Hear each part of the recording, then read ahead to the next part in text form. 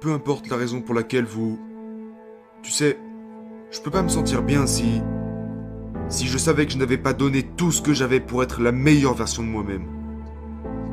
Si je savais que je n'avais pas tout donné pour être le meilleur, ça me travaillerait, je ne pourrais pas me regarder dans un miroir.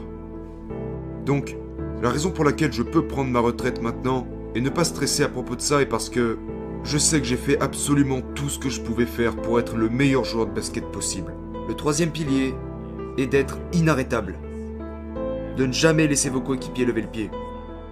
Attaquer, attaquer, toujours attaquer. D'où tu tiens ça? Quel est le sens de cet acharnement pour toi? Eh bien, il s'agit de ne jamais stagner. Tu sais? De toujours aller, genre, va le chercher, va le chercher, va le chercher. Et si un défi se présente, oh génial, je suis pressé de savoir comment je vais le surmonter. Donc n'ayez pas peur, continuez, continuez. Et après vous allez... C'est juste amusant d'avoir une chance de rivaliser avec des adversaires et d'avoir une chance de voir où vous vous situez par rapport à eux. Genre, je veux savoir. Peut-être que je suis pas assez bon aujourd'hui. Très bien. Par contre, la prochaine fois, je serai meilleur que toi. Vous savez, vous avez la chance de vous mesurer aux autres. Et c'est juste amusant à faire. Donc je suppose que c'est de là que vient mon acharnement.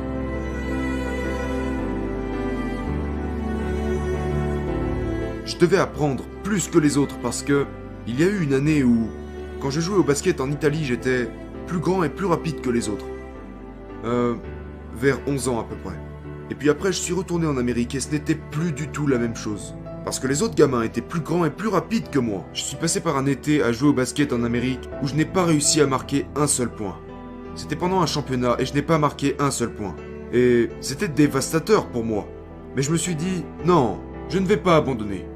Et donc j'ai rebondi et j'ai continué à jouer, continué. Mais je veux dire que j'avais du mal à m'en remettre. Tu n'as pas marqué un seul point? Pas un seul, même pas un lancer franc. Zéro. Et t'avais quel âge? 11 ans. Mais tu jouais contre des gars de 25 ans? Non, ils avaient 11 ans eux aussi. Non. C'est dur à croire. Je sais. Je jouais contre des gars de mon âge et je n'ai pas marqué un seul point. Mais je veux dire, ça t'a blessé? Oh ouais, parce que mon père était une légende du basket à Philadelphie. Mon oncle était une légende du basket à Philadelphie. Et moi, j'étais ce gamin avec ses grosses genouillères à déambuler et je ne marquais aucun point. Donc j'étais vraiment embarrassé. Ça t'a motivé? Bien sûr que ça m'a motivé. Je me suis juré d'être tellement meilleur.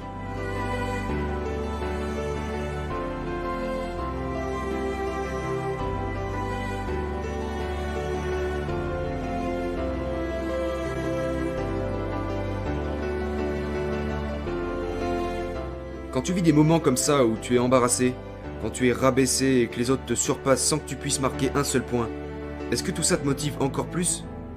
Évidemment, ce sont des choses qui arrivent. D'accord, donc, dans tous ces moments, qu'ils soient bons, mauvais ou normaux, je peux utiliser ces moments pour me propulser vers la... Je travaille juste comme un fou. Je veux dire, il suffit de vous mettre au travail. 80 à 100 heures chaque semaine. C'est vraiment du travail.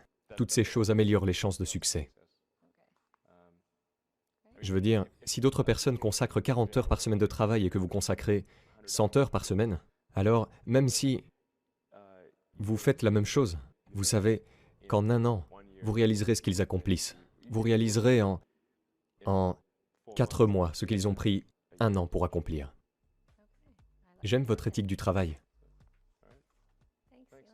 Vous devez travailler en fonction de ce que vous voulez faire. En particulier pour démarrer une entreprise, vous devez travailler super dur. Que veut dire alors travailler super dur? Lorsque mon frère et moi avions lancé notre première entreprise, au lieu de trouver un appartement, nous avons loué un petit bureau, nous dormions sur le canapé. Et nous prenions notre douche au YMCA.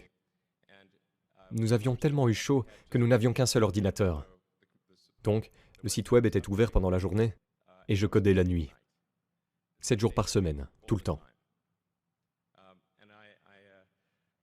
Bref, j'avais une petite amie à cette époque et pour s'occuper de moi, elle devait dormir au bureau. Donc, je travaille dur. Chaque heure. C'est ce que je peux vous dire si vous voulez démarrer en particulier une entreprise. Et si vous faites des calculs simples, comme par exemple si quelqu'un d'autre travaille 50 heures alors que vous travaillez 100 heures, vous en ferez 2 fois plus en un an que l'autre entreprise. Avoir un seuil de douleur élevé. Il y a un de mes amis qui a un bon dicton, à savoir que créer une entreprise, c'est comme manger du verre et regarder dans l'abîme. C'est généralement ce qui se passe. Parce que lorsque vous démarrez une entreprise pour la première fois, il y a beaucoup d'optimisme. Et les choses vont bien. Puis le bonheur au début est élevé. Ensuite, vous rencontrerez toutes sortes de problèmes. Et le bonheur diminue progressivement. Puis vous traverserez tout un monde de souffrances. Et finalement, vous réussissez. Mais dans la plupart des cas, vous ne réussirez pas. Et Tesla n'a presque pas réussi. Nous sommes venus très près de l'échec. Si vous réussissez, vous reviendrez enfin au bonheur après une longue période.